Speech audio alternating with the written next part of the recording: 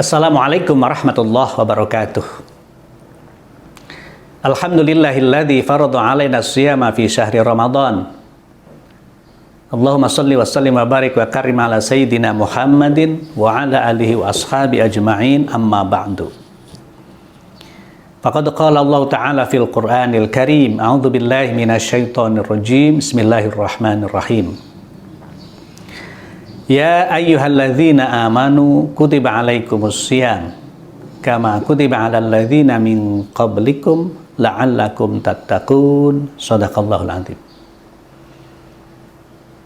Bapak Ibu wali murid SD Taqwa 02 yang saya banggakan, anak-anakku sekalian serta para dewan guru SD Taqwa 02 yang saya cintai.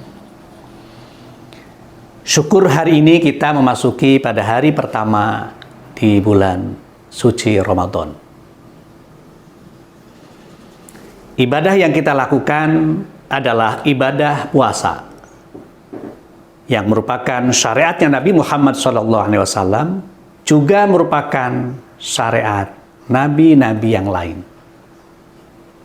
Sebagaimana tegaskan pada ayat tadi, kama kutiba alal ladzina min qablikum, sebagaimana diwajibkan terhadap orang-orang sebelum kalian. Maka hampir semua para nabi mereka mempunyai syariat puasa. Nabi Adam alaihissalam ketika beliau diturunkan oleh Allah Subhanahu wa taala dari surga lantaran makan buah khuldi sebagai pertobatan pada Allah Subhanahu wa taala, beliau berpuasa dalam 1 bulan 3 hari, tanggal 13, 14, dan 15. Dalam syariatnya Nabi Muhammad sekarang disebut dengan Ayyamul Bid, hari-hari yang putih. Dalam riwayat lain, Nabi Adam alaihissalam juga berpuasa pada hari Jumat. Kenapa? Nomor 1, sebagai bentuk rasa syukur Nabi Adam diciptakan oleh Allah hari Jumat. Juga Nabi Adam diturunkan oleh Allah dari surga hari Jumat. Pun Nabi Adam diterima tobatnya oleh Allah Subhanahu wa taala juga hari Jumat. Nah, sebagai pertobatan sekaligus sebagai rasa syukur, beliau Nabi Adam alaihissalam berpuasa di samping Ayyamul Bid juga hari Jumat. Nabi Nuh alaihissalam ketika umatnya dihabisi oleh Allah, dihancurkan oleh Allah, diazab oleh Allah dengan banjir besar, Nabi Nuh dan para pengikutnya naik ke atas perahu. Sebagai bentuk rasa syukur kepada Allah, diselamatkan oleh Allah dari banjir besar, beliau juga berpuasa 3 hari, 13, 14, dan 15. Nabi Ibrahim alaihissalam ketika beliau akan menerima suhuf, beliau juga berpuasa. Dan bahkan diikuti oleh anak-anaknya Nabi Ishak dan Nabi Ismail alaihissalam juga beliau berpuasa. Begitu juga Nabi Yakub alaihissalam. Bila punya keinginan agar anaknya menjadi anak-anak yang soleh, beliau berpuasa.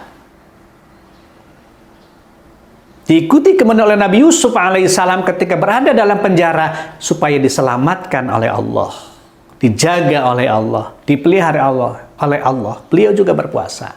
Bahkan ketika sudah keluar dari penjara, menjadi seorang pejabat, beliau juga berpuasa. Nabi Musa alaihissalam ketika akan menerima kitab Taurat di Gunung Tursina, juga sama, beliau melakukan ibadah puasa selama 40 hari. Bahkan Nabi Isa alaihissalam juga melaksanakan ibadah puasa. Makanya, ibu bapak yang dirahmati Allah Subhanahu wa taala, pada masa jahiliyah orang-orang Arab juga sudah banyak mereka yang melakukan puasa. Terutama adalah puasa Asyura, tanggal 10 Muharram. Ada sebuah riwayat ketika Rasulullah Nabi Muhammad SAW pergi ke Madinah. Kemudian beliau menjumpai orang-orang Yahudi, baik Bani Nadir, Bani Quraidah, Bani Qainuqa. Mereka pada berpuasa. Tepatnya tanggal 10 Muharram. Mahada, kata Rasul, ada apa ini? Kok antum pada berpuasa? Dijawab, hadza yaumun salih. Yaumun najjallahu bi Musa alaihissalam. Ini hari yang baik. Hari di mana Allah Subhanahu wa taala menyelamatkan Nabi Musa alaihissalam dari kejaran Fir'aun alaihi laknat. Dan kemudian Allah menghancurkan Raja Fir'aun dan bala tentaranya. Maka kami semuanya sebagai bentuk rasa syukur atas keselamatan ini, kemenangan ini, kami semuanya berpuasa. Kata Nabi Muhammad SAW, saya lebih berhak. Ana haqqu minkum, saya lebih berhak dari antum sekalian, bi Musa terhadap Nabi Musa alaihissalam. Makanya kemudian Nabi Muhammad SAW memerintahkan pada para sahabatnya untuk berpuasa pada tanggal 10 Muharram atau puasa Asyura. Hanya bedanya umat Nabi Muhammad itu ditambah dengan satu hari sebelumnya, yaitu Tasu'a. Harus ada mukhalafah ya, supaya kita berbeda dengan orang-orang Yahudi. Intinya adalah bahwa puasa merupakan sebuah ibadah yang Allah perintahkan tidak hanya kepada Nabi Muhammad, tetapi juga kepada nabi-nabi yang lain. Hampir semua nabi mereka melaksanakan ibadah puasa. Kemudian kalau kita lihat dalam sejarah yang lain, Imam Qurtubi menjelaskan bahwa Ramadan itu kan bulan yang ke-9, dulu itu namanya adalah Syahrun Natik, bukan Syahrul Ramadan. Di mana Syahrul Natik itu bulan yang ke-9 kondisinya sangat panas. Orang-orang Arab ketika itu mereka membawa keluarganya, mengajak saudaranya untuk latihan berperang, mengasah fisik, mengasah mental, supaya menjadi orang-orang yang hebat, yang bisa menjadi pahlawan di medan perang. Nah, begitu kemudian tahun kedua Hijriah, tepatnya pada 10 Sya'ban, hampir 1,5 tahun setelah Rasulullah hijrah, Allah Subhanahu wa taala mewajibkan puasa Ramadan. Sebagaimana ayat yang dibacakan di awal, a'udzubillahi minasyaitonirrajim. Ya ayyuhalladzina amanu kutiba alaikumus shiyam kama kutiba alal ladzina min qablikum la'allakum tattaqun. Ayat ini sekaligus menurunkan derajat puasa Asyura yang tadinya wajib menjadi sunnah. Dan puasa Ramadan itu menjadi wajib. Dijalankan oleh umat Nabi Muhammad Sallallahu Alaihi Wasallam sampai sekarang. Makanya kita harus bersyukur kepada Allah Subhanahu Wa Taala. Kita sebagai umat Nabi Muhammad Sallallahu Alaihi Wasallam punya kewajiban puasa Ramadan. Sesuai dengan namanya Ramadan atau Ramadan, membakar kemalasan, membakar semangat untuk bisa terus lebih baik dan lebih baik. Terutama membakar dosa-dosa dan kesalahan kita.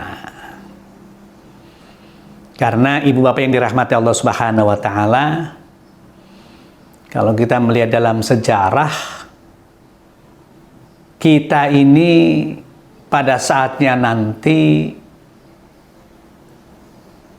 diminta oleh Allah Subhanahu wa taala untuk bisa masuk ke dalam surganya Allah Subhanahu wa taala. Ibu bapak, para wali murid yang dirahmati Allah Subhanahu wa taala, oleh karena itu kita harus bersyukur pada Allah Subhanahu wa taala bahwa Allah mewajibkan kepada kita puasa Ramadan. Yang pasti sangat berbeda dibanding dengan umat yang lain, dari sisi keistimewaan dan keutamaannya. Nabi yang lain hanya berpuasa biasa, tetapi kita di dalam Ramadan, amal-amal kebaikan dilipat gandakan, dosa dimaafkan dan diampuni. Kemudian derajat kita akan diangkat oleh Allah Subhanahu wa Ta'ala. Makanya Imam Ghazali menyebutkan dalam sebuah kitabnya bahwa a'zamallahu ala ibadi al-minnah, Allah mengagungkan terhadap hambanya sebuah pemberian, sebuah karunia, sebuah anugerah, sebuah kenikmatan. Apa itu? Yaitu ibadah puasa Ramadan. Kita menyadari betul bahwa selama 11 bulan kita melakukan kesalahan-kesalahan dan dosa-dosa baik terhadap Allah maupun terhadap sesama manusia. Maka satu-satunya bulan yang di dalamnya adalah penuh maghfirah dan ampunan, sesuai dengan namanya, Ramadan, membakar dosa dan kesalahan, adalah Ramadan. Maka banyak orang-orang soleh, mereka jauh-jauh hari sebelum datangnya Ramadan, mereka berharap, meminta, berdoa kepada Allah Subhanahu wa Ta'ala agar bisa dipertemukan dengan Ramadan. Karena keistimewaan, keutamaan yang ada di dalam bulan Ramadan. Ibu bapak yang dirahmati Allah, tiada gading yang tak retak, tiada manusia yang tanpa kealfaan. Gak ada orang yang gak punya salah dan gak punya dosa. Sementara kita hidup di dunia ini adalah mengejar kebahagiaan, ingin meraih dan mendapatkan kebahagiaan. Tidak ada kebahagiaan yang hakiki selain surganya Allah Subhanahu wa Ta'ala. Dan surga tidak bisa dihuni oleh mereka yang punya kesalahan. Surga tidak bisa ditempati oleh mereka yang punya dosa. Surga tidak bisa dihuni oleh mereka yang punya akhlak tercela, hasud, iri, dengki, ujubriyah, dan sum'ah. Dan kita sadar betul, tidak ada manusia yang bersih dari itu semua. Maka Ramadan adalah merupakan sebuah anugerah dari Allah Subhanahu wa Ta'ala yang Allah berikan kepada manusia agar manusia bisa bersih sesuai dengan keinginan dan harapan Allah. Manusia bisa kembali ke tempat aslinya yang paling bersih, yaitu surganya Allah Subhanahu wa Ta'ala. Oleh karena itu, ibu, bapak, para wali murid SD Taqwa 02 yang dirahmati Allah Subhanahu wa Ta'ala, mari kita berupaya mempersiapkan jiwa kita, ruhiyah kita, dengan hati yang lapang, dengan hati yang gembira, dengan hati yang penuh dengan kerinduan.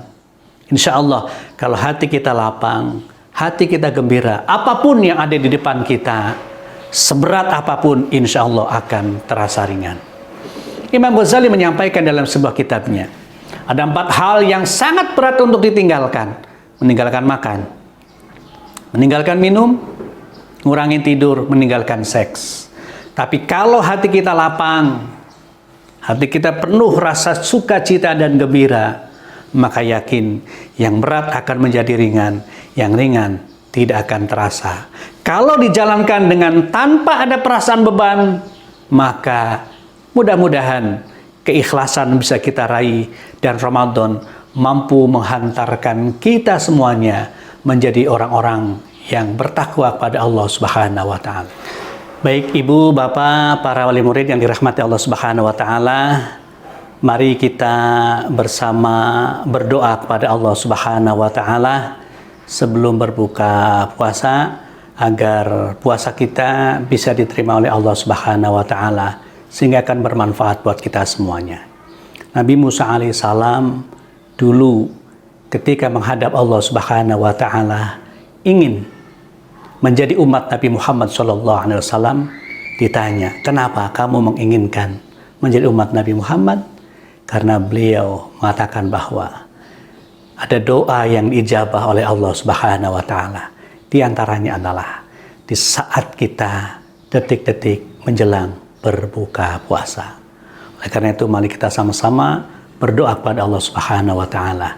Mudah-mudahan puasa kita bisa bermanfaat buat kita, diterima oleh Allah Subhanahu wa taala dan mampu merubah kehidupan kita menjadi kehidupan yang lebih baik.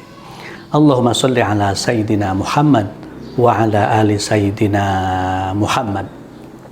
Subhanaka la ilma lana illa ma 'allamtana innaka antal alimul hakim. Allahumma faqihna fid din waftah alaina futuhal arifin birahmatika ya arhamar rahimin. Bismillahirrahmanirrahim. Allahumma laka sumtu wa bika amantu wa ala rizkika aftartu birahmatika ya arhamar rahimin. Walhamdulillahi rabbil alamin. Wassalamualaikum warahmatullahi wabarakatuh. Selamat berbuka puasa.